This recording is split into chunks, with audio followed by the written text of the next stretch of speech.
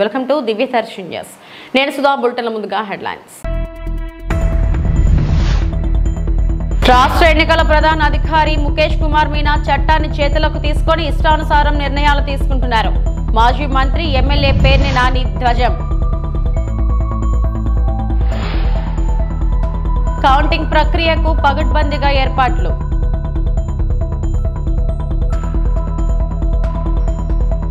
చిత్తూరు నగరంలో అక్రమంగా మద్యం విక్రయిస్తున్న వ్యక్తిని అరెస్టు చేసిన పోలీసులు.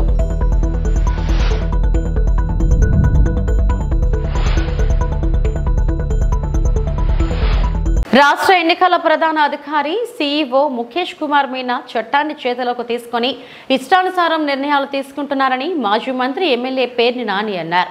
పోస్టల్ బ్యాలెట్ల విషయంలో అధికారి సీలు లేకున్నా చెల్లుతుందని సీఈఓ జారీ చేసిన సర్క్యులర్ చట్ట విరుద్ధమన్నారు.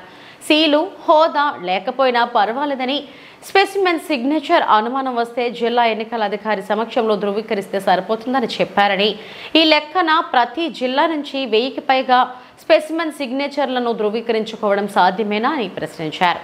పేర్ని నాని మీడియాతో మాట్లాడారు. నేను పలానా మెమో ద్వారా సంతకం లేకపోతే అది కింద డిజిగ్నేషన్ రాయకపోయినా, స్టాంపు లేకపోయినా చెల్లుబాటు చేయండి అని చెప్పి నేను సర్క్యులర్ ఇచ్చాను. దీని మీద నాకు క్లారిఫికేషన్ ఇవ్వండి అని చెప్పని ముఖేష్ కుమార్ మీనా ఢిల్లీకి రాస్తాడు. ఢిల్లీ నుంచి ఆగమేఘాల మీద వెంటనే బ్రహ్మాండంగా బేసిక్గా సంతకాలు ఏం లేకపోయినా కూడా మీరు చేసేయండి అంటాడు. ఒక ఆంధ్రప్రదేశ్కే, భారతదేశంలో మిగతా 28 రాష్ట్రాలకి లేదు ఈ వెసులుబాటు. కేంద్ర ఎన్నికల సంఘం కూడా ఒక్క భారతదేశంలో ఆంధ్ర రాష్ట్రానికి మాత్రమే ఈ వెసులుబాటు. ఉద్యోగం చేస్తున్నాం, ఎన్నికల నిర్వహణ ఇది, నిష్పక్షపాతంగా ఒక జడ్జి కన్నా గొప్పగా పనిచేయాలి, ప్రమాణం చేశామే అనేటువంటి ఈషన్ మాత్రం ఆలోచన కానీ స్పృహ కానీ, కూర్చున్న కుర్చీకి ఆ ధర్మాన్ని నిలబెట్టడం కానీ లేని పరిస్థితిలో వీళ్ళు ఈ రకంగా బాధ్యతలను నిర్వర్తించడం. ఎవడేమనుకుంటే మనకేంటి, ఒక పక్క వాలిపోవటం అనేది పక్షపాత ధోరణితో పనిచేయటం ఎంతవరకు సమంజసం? అంటే రూల్స్ అమెండ్ చేయలేదు అంటే పీపుల్స్ రిప్రజెంటేషన్ యాక్ట్లో చట్టంలో లేదు, పొందుపరచబడిన రూల్స్లో లేదు. కానీ ఆంధ్రప్రదేశ్ రాష్ట్రానికి ఒక్కదానికే మాత్రం ఈ వెసులుబాటు ఇస్తారు. వెంటనే కోర్టులో ముఖేష్ కుమార్ మీనా ఈ 25వ తారీఖు నేను ఇచ్చినటువంటి సర్క్యులర్ని, మెమోని వెనక్కి తీసుకుంటున్నాను తూచి అని చెప్పి అంటాడు. ఇవాళ సాయంత్రం నేను అంటే తప్పు చేశాననే కదా, నేను తప్పు చేశాను, తొందరపాటు పడిపోయాను, వాలిపోయాను, ఒక పక్కకి వెనక్కి తీసుకుంటున్నాను అని చెప్పని కోర్టుకు సబ్మిట్ చేస్తాడు. అందుకోసమే మళ్ళీ వీళ్ళు ఏదో ఒక ఎత్తుగడ రాజకీయాల్లో వైకుంఠపాళిలాగా ఎత్తు లేకుండా ఏదో చదరంగంలాగా ఎన్నికల కమిషన్లో పనిచేసేటువంటి ఉద్యోగస్తులు కూడా ఈ రకంగా చదరంగంలో పావులు కదిపినట్టుగా కదిపే పరిస్థితి లేకుండా మళ్ళీ వెంటనే మోడిఫైడ్ లంచ్ మోషన్ని మేము మాడిఫై చేసుకోవడం జరిగింది. లేళ్ల అప్పిరెడ్డి గారు అనేటువంటి మా రాష్ట్ర ప్రధాన కార్యదర్శి గారు ఈరోజు కోర్టులో మూవ్ చేయడం జరిగింది. జూన్ 4వ తేదీన జరిగే కౌంటింగ్ ప్రక్రియను ప్రశాంత వాతావరణంలో జరిగేందుకు జిల్లా ప్రజలు సహకరించాలని కాకినాడ జిల్లా ఎస్పీ సతీష్ కుమార్ విజ్ఞప్తి చేశారు. కాకినాడ జిల్లా ఎస్పీ కార్యాలయంలో ఆయన మీడియాతో మాట్లాడుతూ మే 13వ తేదీన జరిగిన ఎన్నికల ప్రక్రియలో భాగంగా కాకినాడ JNTUలో జరిగే కౌంటింగ్ ప్రక్రియకు అన్ని ఏర్పాట్లు చేశామని తెలిపారు. కౌంటింగ్ సెంటర్ నుండి కిలోమీటర్ పరిధిలో ప్రజలు గుంపులుగా ఉండకూడదని, ఇప్పటికే 144 సెక్షన్ ఎలక్షన్ కోడ్ అమల్లో ఉన్న కారణంగా దీన్ని మరింత పటిష్టంగా అమలు చేస్తామని తెలిపారు. కౌంటింగ్ ప్రాసెస్ అనేది జూన్ 4వ తారీఖు జరగబోతుంది. దాని పరంగా మనకి JNTUలో మన కౌంటింగ్ జరుగుతుంది. దానికి కంటెస్టింగ్ క్యాండిడేటు, కౌంటింగ్ ఏజెంట్, తర్వాత స్టాఫ్స్ అందరూ కూడా ఎవరెవరికి పాస్ ఉందో వాళ్ళని మాత్రం మనం లోపలికి అలౌ చేయడం అనేది జరుగుతాయి.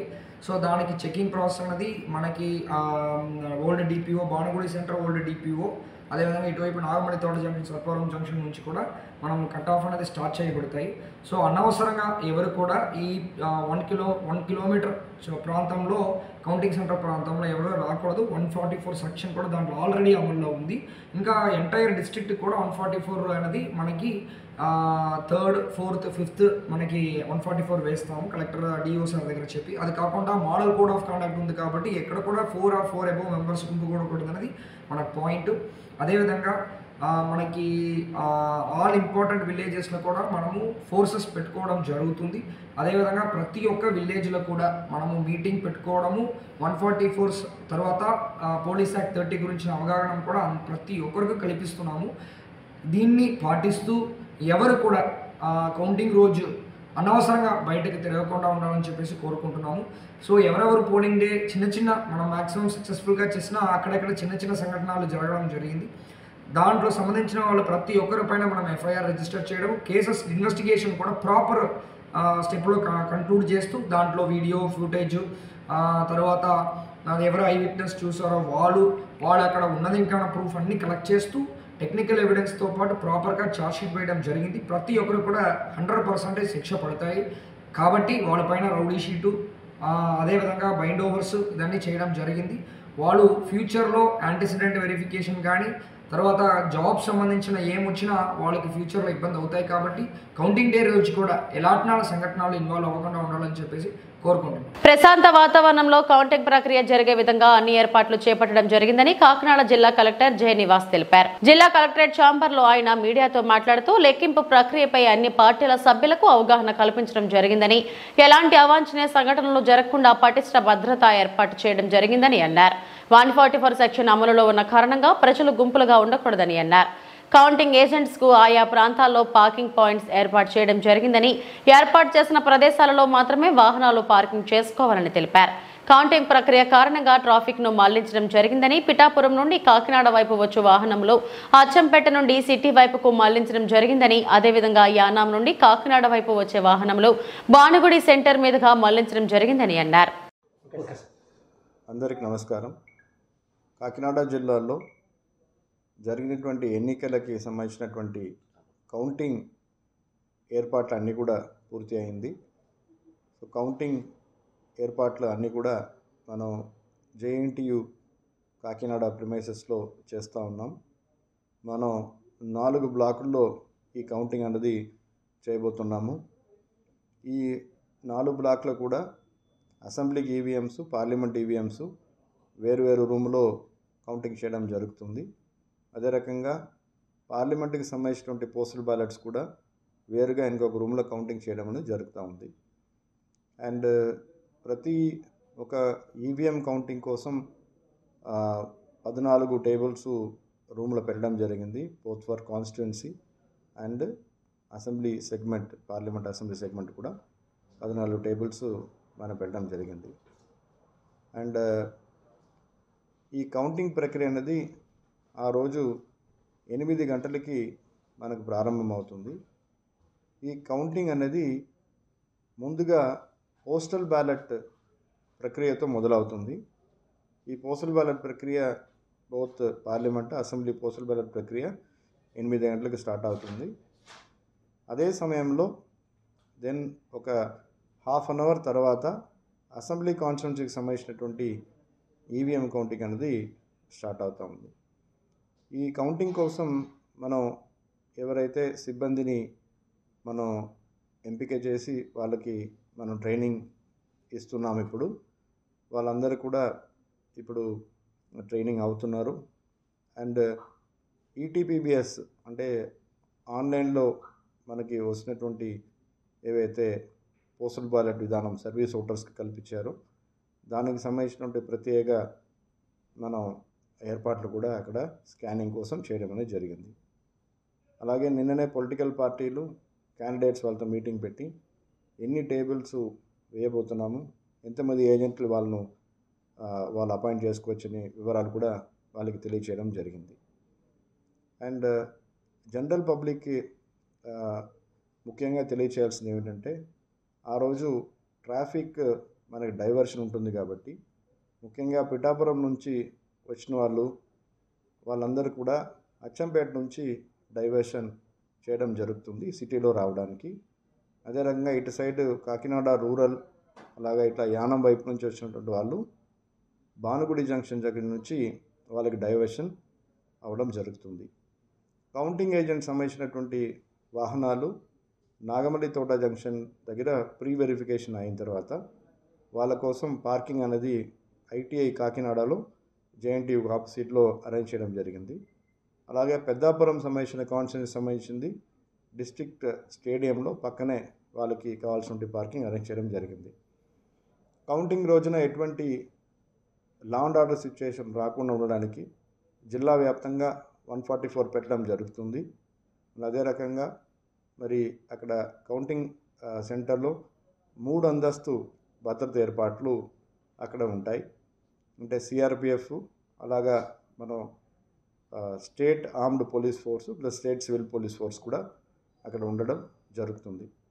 ఎవరు కూడా కౌంటింగ్ అయిన అనంతరం జూన్ 9న జగన్ ప్రమాణ స్వీకారం చేస్తే రాజకీయాల నుంచి బయటకు వచ్చి జగన్ ప్రమాణ స్వీకార ఆహ్వాన పోస్టర్లు తిరుపతి నుంచి వైజాగ్ వరకు అంటిస్తానని జనసేన తిరుపతి ఇన్ఛార్జ్ కిరణ్ రాయల్ సవాల్ విసిరారు. తిరుపతిలో ప్రెస్ మీట్ నిర్వహించారు. ఆయన మాట్లాడుతూ సజ్జల మాట్లాడిన మాటలు రాజకీయ విధ్వంసం పెంచే విధంగా ఉన్నాయన్నారు. రాష్ట్రంలో కౌంటింగ్ వద్ద హింసను ప్రేరేపించడం సిగ్గుచేటని అన్నారు. 9వ తారీఖు జగన్మోహన్ రెడ్డి వైజాగ్ లో ప్రమాణ స్వీకారం చేస్తే తిరుపతి నుంచి వైజాగ్ వరకు నా సొంత డబ్బులతో పోస్టర్లు అంటిస్తా నేనే. సవాలు స్వీకరిస్తారా? ఏ వైసీపీ పేటీఎం గారైనా సరే, ఏ వైసీపీ నాయకులైనా సరే. ఇంత క్లారిటీగా చెప్తున్నాం కదా. ఊరికే హోటళ్లు బుక్ అయిపోయినాయి, లాడ్జీలు బుక్ అయిపోయినాయి, ట్రైన్లు దొరకడం లేదు. ఎన్ని కావాలి మీకు హోటల్లో లాడ్జీలు చెప్పండి, నేను తీస్తాం. వైజాగ్ లో రూములు బుక్ అయిపోయినాయి. ముందుగా వచ్చేయండి, సముద్రం ఫుల్ అయిపోయింది. రెండవది చెప్తే సముద్రం ఫుల్ అయిపోయింది, ముందు జనం చేయాలంటారేమో. అదేదో సామెత ఉంది, రూమ్ తగలబడితే ఎవడో ఫిడేల్ వాయించాడట. ఇక్కడ తాడేపల్లి ప్యాలెస్ ఎగిరిపోతా ఉంది. కాలిపోతా అంటే సజ్జల బదం చేస్తాడు. చిత్తూరు నగరంలో అక్రమంగా మద్యం విక్రయిస్తున్న లోకేష్ అనే వ్యక్తిని అరెస్టు చేసినట్లు డీఎస్పీ రాజగోపాల్ రెడ్డి బుధవారం తెలిపారు. ఈ సందర్భంగా ఆయన చిత్తూరు 2 టౌన్ పోలీస్ స్టేషన్లో మాట్లాడారు. సుమారు 1 లక్ష రూపాయలు విలువ చేసే కర్ణాటక మద్యం ప్యాకెట్లను స్వాధీనం చేసుకుని ఓ ద్విచక్ర వాహనాన్ని సీజ్ చేయడం జరిగిందన్నారు. ఎవరైనా అసాంఘిక కార్యకలాపాలకు పాల్పడితే ఉపేక్షించేదే లేదని హెచ్చరించారు. అందరికీ నమస్కారం. ఈ ఎలక్షన్ కమిషన్ ఉత్తర్వుల మేరకు ఈ స్పెషల్ రైడ్స్లో భాగంగా మన చిత్తూరు జిల్లా ఎస్పీ గౌరవనీయ శ్రీ మణికంఠ చందోలు సార్ గారి ఉత్తర్వుల మేరకు ఈ స్పెషల్ టీమ్స్ అన్నీ జిల్లా వ్యాప్తంగా ఫామ్ అయి ఉన్నాయి. ఈ ఎన్ఫోర్స్మెంట్ వర్క్ మీద మాకు ఈరోజు తెల్లవారుజామున రాబడిన ఖచ్చితమైన సమాచారం మేరకు ఈ తేనెబండ సమీపంలో ఈ ముద్దాయి లోకేష్ అరెస్ట్ చేసి అతని వద్ద నుండి 12 బాక్సులు కర్ణాటక మద్యం, ఎన్డీపీఎల్ కర్ణాటక మద్యము దాదాపు 98 లీటర్లు 1 లక్ష రూపాయలు విలువ చేసేది ఇక్కడ మొలబాగల నుంచి తీసుకొని వచ్చి ఇక్కడ కౌంటింగ్ నిమిత్తమై ఎవరికైనా తెలిసిన వాళ్ళకి ఎవరికైనా సేల్స్ అమ్మే నిమిత్తమై తీసుకొని వచ్చి అమ్ముతూ ఉన్నాడు. ఇతన్ని అరెస్ట్ చేసి ఇతని స్వాధీనం నుండి 12 బాక్సుల మద్యాన్ని మన 2 టౌన్ సి ఉసయ్య గారు, తర్వాత ఎస్ఐ ప్రసాద్ గారు, తర్వాత మన ఐడి పార్టీ వీళ్ళు అంతా కూడా కలిసి చేయటం జరిగింది. అట్లే ఇతడు నేర చరిత్ర కూడా గతంలో ఉంది. ఇతడు పూతలపట్టులో గతంలో ఒక రాబరీ కేసులో ముద్దాయిగా ఉన్నాడు. తర్వాత చిత్తూరు 1 టౌన్లో కూడా ఒక 269, 270 కేసులో ఉన్నాడు. అట్లే ఈ 2 టౌన్లో ఒక ట్రాక్టర్ దొంగతనం కేసులో ఉన్నాడు. గతంలో ఈ చిత్తూరు 2 టౌన్లోనే ఇదే ఎక్సైజ్ యాక్ట్ కింద కర్ణాటక మద్యం అమ్ముతుంటే కూడా పట్టుకోవడం జరిగింది. ఇతన్ని ఆల్రెడీ బౌండ్ ఓవర్ కూడా ఎంఆర్ఓ దగ్గర చేయడం జరిగింది. అయినా కానీ కూడా అది బ్రీచ్ అయిపోయి దాన్ని ఉల్లంఘించి చేస్తున్నాడు. కొన్ని అరెస్ట్ చేసి రిమాండ్ చేస్తున్నాం. తర్వాత కూడా ఎంఆర్ఓ దగ్గర ప్రొడ్యూస్ చేసి అతన్ని మేము బౌండ్ ఓవర్ 1 lakh చేశాము. ఆ అమౌంట్ కూడా మేము గవర్నమెంట్కు కట్టించే ప్రయత్నం అయితే చేస్తాం. ఇతనిపై సీటు కూడా తిరగడం జరుగుతూ ఉంది. ప్రజలందరికీ ఒకటే చెప్తా ఉన్నాము, మాకు దయచేసి ఈ 3 రోజులు ప్రభుత్వం మద్యం 3, 4, 5 తేదీలు ఆల్రెడీ బంద్ అని ఇచ్చారు. కాబట్టి ఇట్లా అక్రమ మద్యం వ్యాపారస్తులు లాభం కొరకని వాళ్ళు కర్ణాటక నుంచి మద్యం తెప్పి కాకినాడ జిల్లా పిఠాపురం నియోజకవర్గం సముద్రం కోతకు గురైన మత్స్యకార కుటుంబాలను పరామర్శించిన జనసేన పార్టీ కాకినాడ జిల్లా అధ్యక్షులు తుమ్మల బాబు మరియు జనసేన పార్టీ కోఆర్డినేటర్ మార్రెడ్డి శ్రీనివాస్. ఉప్పాడ కొత్తపల్లి మండలం ఉప్పాడ తీర ప్రాంతం నందు అలల తీవ్రతకు కొన్ని ఇళ్లు కోతకు గురై నేలమట్టమైన ఇళ్లను వారి కుటుంబాలను జనసేన పార్టీ అధినేత శ్రీ కొణితెల పవన్ కళ్యాణ్ ఆదేశానుసారం జనసేన పార్టీ కాకినాడ జిల్లా అధ్యక్షులు తుమ్మల బాబు, జనసేన పార్టీ కోఆర్డినేటర్ మార్రెడ్డి శ్రీనివాస్ పరామర్శించి జనసేన పార్టీ మీకు అండగా ఉంటుందని భరోసా ఇచ్చారు. సముద్ర కోతకు గురై ఇళ్లతో పాటు సర్వం కోల్పోయిన ప్రతి కుటుంబానికి జనసేన పార్టీ ముందుండి మీ కష్టాల్లో పాలు పంచుకుంటుందని తుమ్మల బాబు హామీ ఇచ్చారు.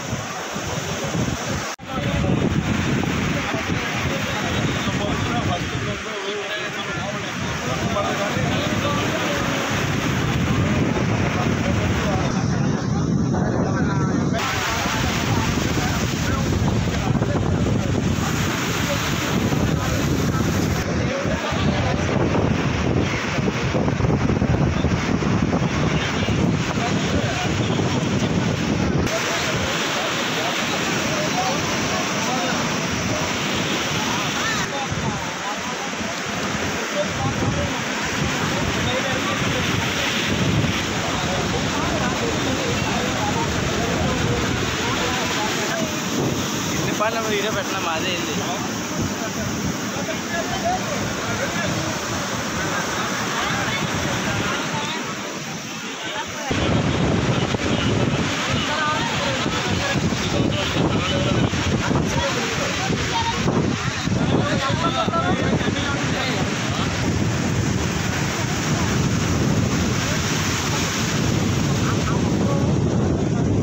ఉప్పాడ ప్రాంతంలో ఇటీవల వచ్చిన తుఫానుకి కోతకు గురైనటువంటి ఈ ప్రాంతానంతా పరిశీలించడం జరిగింది. అదే నాతో పాటు పెద్దాపురం చంద్రబాబు గారు, మా పార్టీ అధ్యక్షుడు పవన్ కళ్యాణ్ గారి ఆదేశాలతో ఈరోజు ఇక్కడ ఇవన్నీ పరిశీలించడానికి రావడం జరిగింది. అదేవిధంగా స్థానిక నాయకులు వెంకటేశ్వర గారు, అప్పాజీ గారు, డాక్టర్ జనసేన నాయకులందరూ కూడా ఈ కార్యక్రమంలో మన బాబుల ద్వారా మేమంతా కూడా ఇందులో ఈ పర్యటనలో పాల్గొన్నారు. ఈ సందర్భంగా జరిగిన నష్టాన్ని అయితే చూసాం. మేము తప్పకుండా అధికారులు మా పవన్ కళ్యాణ్కి ఇది నివేదించడం జరుగుతుంది. కాకపోతే మేమంతా చెప్పేది ఏంటంటే రాబోయేది మా ప్రభుత్వమే, ఈ సమస్యను మేమే పరిష్కరించాలి. ఆ దిశగా అడుగులు ఉంటాయి. దీన్ని సైంటిఫిక్గా అనాలిసిస్ చేసి ఏ రకంగా అయితే వీళ్ళని ఈ ముంపు కాకుండా జరుగుతుందన్నది ఒక జియో ట్యాగింగా లేకపోతే ఇది జియో ట్యూబా అన్నది ఆలోచన చేసి ఒక సాంకేతిక నిపుణులతో ఈ విషయాన్ని చాలా కూలంకషంగా చర్చించి వీరికి శాశ్వత పరిష్కారాన్ని తప్పకుండా కూడా జనసేన పార్టీ తరఫున వీరందరికీ కూడా న్యాయం జరిగేలా చూస్తాం. అదేవిధంగా వీరంతా కూడా చాలామంది ఈ సందర్భంగా వాళ్ళ ఇళ్ళన్నీ కూడా నష్టపోయి ఉన్నారు. వీరికి ఏ రకంగా సహాయపడగలన్నది మా అధ్యక్షుల వారితో చర్చించిన తర్వాత సరైన నిర్ణయం తీసుకుంటాం. మిమ్మల్ని అందరినీ కూడా మళ్ళీ ఒకసారి త్వరలోనే కలుస్తామని చెబుతూ ఈ సందర్భంగా ఒకటే మీ అందరికీ కూడా భరోసా ఇస్తున్నాం. రాబోయే రోజుల్లో మన ప్రభుత్వం రాబోతుంది. మీరెంతో ఆదరణతో పవన్ కళ్యాణ్ ఆదరించి ఓట్లేశారు. ఆ విషయం మీ అంతా మనకు స్పష్టంగా తెలుస్తుంది. తప్పకుండా ఈ సమస్యకి శాశ్వత పరిష్కారం జనసేన పార్టీ తరఫున ఏదైతే రాష్ట్రంలో ఏర్పడబోతుందో ఉమ్మడి ఎన్డీఏ ప్రభుత్వం, దాని ద్వారా మీ సమస్యకు పరిష్కారం లభిస్తుందని మీ అంతా కూడా ఆశాభావం వ్యక్తం చేశారు. వైఎస్ జగన్మోహన్ రెడ్డి మరోసారి ముఖ్యమంత్రి కాబోతున్నారని మంత్రి మేరుగా నాగార్జున పేర్కొన్నారు. సీఎం వైఎస్ జగన్ వైజాగ్లో ప్రమాణ స్వీకారం చేయబోతున్నారన్న దుగ్ధతో మాపై విషం కక్కుతున్నారని చంద్రబాబు రామోజులపై మంత్రి ఆగ్రహం వ్యక్తం చేశారు. గురువారం మంత్రి మేరుగా నాగార్జున మీడియాతో మాట్లాడారు. వైఎస్ఆర్సీపీ గెలుస్తుందన్న భయంతో టీడీపీ ఆరోపణలు చేస్తుందని మంత్రి మండిపడ్డారు. అసైన్ భూములను కొట్టేయటానికి ప్లాన్ చేశారంటూ రామోజీ తప్పుడు వార్తలు చేశారని ఆయన తీవ్రంగా ఖండించారు. అసలు రామోజీ ఫిలిం సిటీని అసైన్ భూములు ఆక్రమించి కట్టలేదా? ఆ ఆక్రమణల గురించి నీ పత్రికలో ఎందుకు రాయలేదని మంత్రి నిలదీశారు. మా ప్రభుత్వం చట్టానికి అనుగుణంగానే పనిచేస్తుందని పేర్కొన్నారు. చంద్రబాబు దళితుల భూములను కొట్టేసినట్టు తప్పుడు పనులు చేయమని స్పష్టం చేశారు. కుట్రపూరితంగా వ్యవహరించడం, అమరావతిలో చంద్రబాబు దళితులకు అన్యాయం చేసిన తీరు దేశమంతా తెలుసని గుర్తు చేశారు. సీఎం వైఎస్ జగన్ నా ఎస్సీలు, నా ఎస్టీలు, నా బీసీలు, నా మైనారిటీలు అంటూ హక్కున చేర్చుకున్నారు. చంద్రబాబు, రామోజీ ఏనాడు దళితుల బాగోగుల గురించి ఆలోచించారని, వారిద్దరూ దళిత వ్యతిరేకులని దుయ్యబట్టారు. వెర్రి కూతలు, వెర్రి వేషాలు వేసే ముందు వాస్తవాలు గ్రహించాలని మంత్రి మేరుగ నాగార్జున హెచ్చరించారు. ఆలోచన తప్ప తెలుగుదేశం పార్టీకి కానీ, తెలుగుదేశం పార్టీకి సపోర్ట్ చేస్తున్నటువంటి మీడియా సంస్థలు కానీ ఎక్కడా వెనుకాటల్లా. ఇదిగో లక్షల ఎకరాల అసైన్మెంట్ భూములు కొట్టేసేందుకు కుట్ర అంట. నేను అడుగుతా ఉన్నా, సిగ్గట్టా లేదు ఈ పత్రిక యజమానికి అడుగుతా ఉన్నా. దేశంలో పర్టికులర్ గా కంబైన్డ్ రాష్ట్రంలో ఆంధ్రప్రదేశ్ రామోజీ ఫిల్మ్ సిటీకి సంబంధించి నీ ఫిల్మ్ సిటీలో దళితుల భూములున్నాయి, నువ్వు అప్పళంగా కొట్టేశావు. ఏ రోజన్నా నువ్వు ఈ పత్రికలో ఎందుకు రాయలేకపోయావని అడుగుతా ఉన్నా. జగన్మోహన్ రెడ్డి గారు అసైన్మెంట్ చట్టాన్ని తీసుకుంది ఆషామాషిగా తీసుకోలా. 2003కి ముందు 20 సంవత్సరాలకు ముందు ఏ దళితుడైతే భూమిని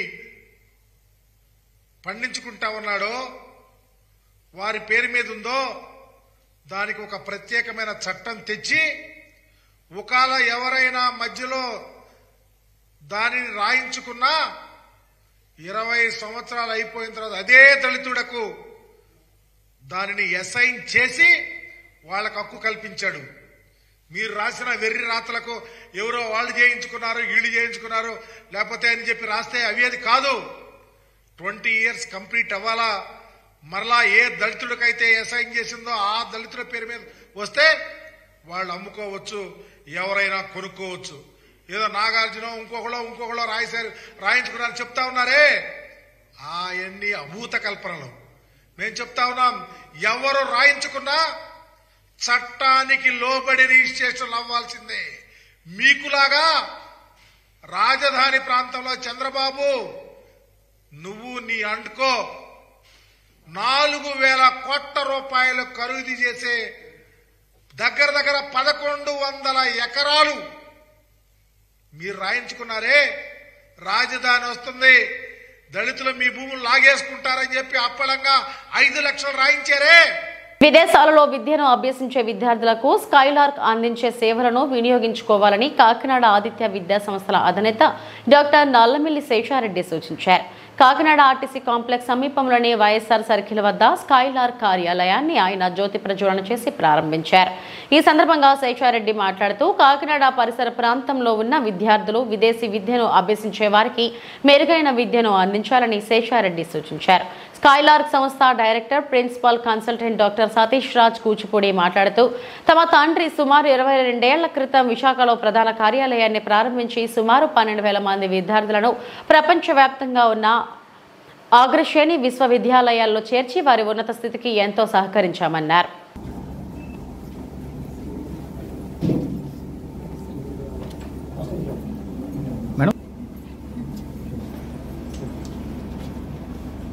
ఓపెనింగ్ తీసాం కదా క్యాండిల్ వద్దు సార్. సరే ఒకసారి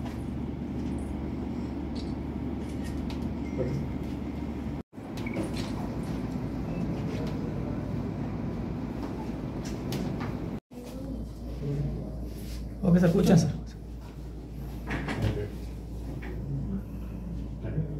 సార్. మన కాకినాడ నగరంలో ఒక ముఖ్యమైన రోజుగా నేను భావిస్తూ ఉన్నాను. ఇంచేతనంటే కాకినాడలో అనేక విద్యా సంస్థలు ఉన్నాయి, ఇంజనీరింగ్ కాలేజెస్ ఉన్నాయి, యూనివర్సిటీస్ ఉన్నాయి, మెడికల్ కాలేజెస్ ఉన్నాయి. కానీ మన విద్యార్థులు ఈరోజు ఫారిన్ కంట్రీస్కి వెళ్ళకుండా ఇక్కడే ఉండిపోతే వారి జీవితం సంపూర్ణంగా ఉండట్లేదనే అభిప్రాయం వేళ కలుగుతూ ఉంది. అటువంటి సందర్భంలో మిత్రుడు సతీష్ గారు స్కైలార్క్ ఓవర్సీస్ ఎడ్యుకేషన్ అంటే స్టడీస్ ఇన్ అబ్రాడ్ అని ఒక సంస్థను ప్రారంభించటం. అఫ్కోర్స్ ఈ సంస్థ ఇక్కడ కాకినాడ కొత్త కావచ్చేమో, కానీ చాలా కాలం క్రితం విశాఖపట్నంలో స్టార్ట్ చేయడం జరిగింది.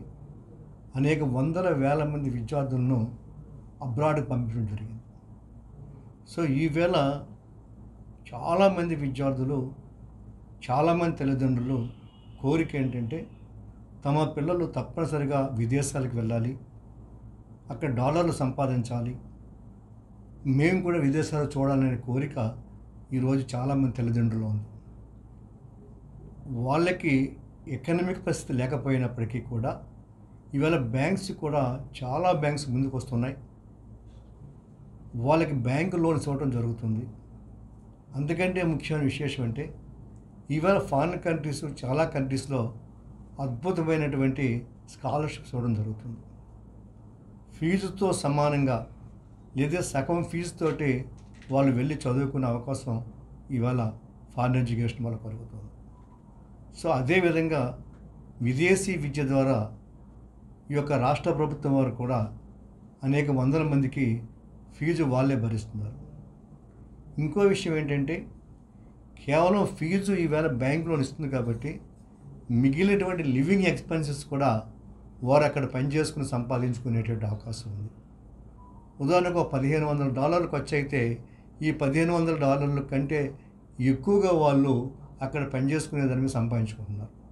కాబట్టి ఈ ఈ ఈ ఈ సమయంలో పరిస్థితి ఏంటంటే ఎర్న్ వైల్ లెర్న్, అంటే నేర్చుకునేటప్పుడే నువ్వు సంపాదించుకో అనేటువంటి సిస్టాన్ని ఈవేళ ఈ విద్యా సంస్థ నిర్వహించడం చాలా సంతోషంగా ఉంది. ఈ సంస్థను ఇక్కడ కాకినాడలో ప్రారంభించేందుకు సంతోషంగా ఉందని తెలియజేసుకుంటూ, తప్పనిసరిగా మిత్రుడు సతీష్ వారి యొక్క ఈ ఫ్యామిలీ అంతా కూడా సక్సెస్ కావాలని మనస్ఫూర్తిగా హృదయపూర్వకంగా ఆశిస్తూ ఆస్వాదిస్తూ అందరికీ నమస్కారాలు. స్కైలార్క్ ఓవర్సీస్ ఎడ్యుకేషన్ సంస్థ స్థాపించి 22 సంవత్సరాలు అయిందండి. ఇది మా తండ్రి గారు లేట్ ప్రొఫెసర్ సోలమన్ రాజు గారు Andhra university English department head of the డిపార్ట్మెంట్గా చేసి కాలం చేశారు. ఆయన 2002 సంవత్సరంలో ఆయన రిటైర్మెంట్ తర్వాత స్థాపించిన సంస్థ ఇది.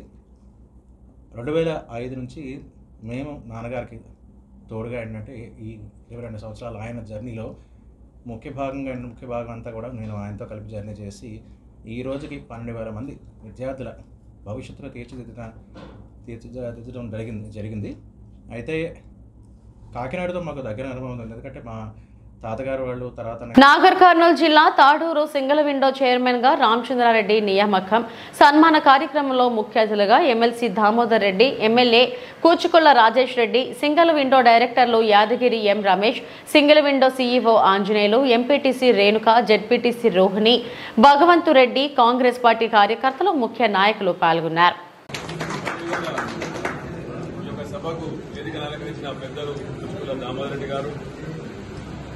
ఎంపీటీసీ రోహిణి గోవర్ధన్ రెడ్డి గారు, ఎంపీటీసీ రేణుక మల్లయ్య గారు, పెద్దలు భగవంత్ రెడ్డి గారు, వైస్ చైర్మన్ వెంకరెడ్డి గారు, ఇక్కడ విచ్చేసిన తాడూరు మండల నాయకులకు, మిత్రులకు, డైరెక్టర్లకు ప్రతి ఒక్కరికి పేరు పేరున హృదయపూర్వక నమస్కారం. మన ప్రభుత్వం వచ్చిన తర్వాత, మనం ఎమ్మెల్యే అయిన తర్వాత, ఎలక్షన్ ముందు మన Congress party Tadur cooperative society అధ్యక్షుడిగా యునానిమస్గా ఎన్నికైన రామచంద్రారెడ్డికి శుభాకాంక్షలు తెలియజేస్తూ, అదేవిధంగా వారిని ఎన్నుకున్నటువంటి డైరెక్టర్ కూడా శుభాకాంక్షలు తెలియజేస్తూ, అదేవిధంగా వేదిక పెట్టినటువంటి శాసనసభ్యులు రాజేష్ రెడ్డి గారు, భగవంత్ రెడ్డి గారు, ఇంగ్లీష్లో వెంకటరెడ్డి గారు, వైస్ ప్రెసిడెంట్ వెంకటరెడ్డి గారు, రోహిణమ్మ గారు, ఎంపీటీసీ మల్లయ్య రేణుక గారు, ఇక్కడ వేసినటువంటి తాడూరు మండల నాయకులు, సోదరులు, రోజు మండల అందరికీ కూడా పేరు పేరున ధన్యవాదాలు. ముఖ్యంగా సొసైటీ అనేది మన మీద సంపాదించుకోవాలి, మన మీద అధికారం అనేది కాదు. ముఖ్యంగా మన ప్రాంతం అంతా రైతులపై ఆధారపడినటువంటి ప్రాంతం ఇది. రైతులు బాగుంటేనే సొసైటీ బాగుంటుంది, సొసైటీ బాగుంటేనే రైతులకు అన్ని విధాల సహాయ సహకారాలు ఉంటాయి. మేమందరం ఈ వార్తలు ఇంతటితో సమాప్తం. నమస్తే.